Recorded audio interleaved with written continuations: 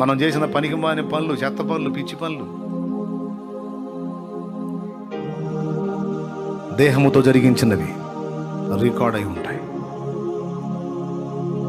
ఒప్పుకున్నావు అనుకో, ఏమైనా లోపాలుంటే ఒప్పుకొని దిద్దుకొని సరి చేసుకొని మారు మనసు పొందావు అనుకో, తొలగించబడతాయి. అప్పుడు ఆ మాట వర్తిస్తుంది, నేనే నా చిత్తానుసారముగా నీ అతిక్రమములను.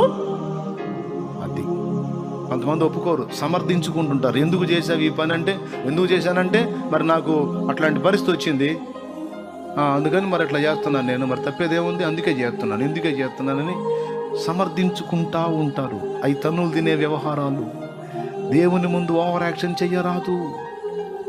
తప్పులు చేసి, జిలాకు పనులు చేసి, పిచ్చి పిచ్చి చేష్టలు చేసి, ఆ కారణం చేత చేశాను, ఈ కారణం చేత చేశాను, తప్పలేదు, మరి అందరికీ తెలుసు కదా ఈ సంగతి, అది ఇది అని ఇట్లాంటి మాటలు మనం మనుషుల ముందు చెప్పి ఒకవేళ వాళ్ళని కన్విన్స్ చేయొచ్చు, కానీ దేవుని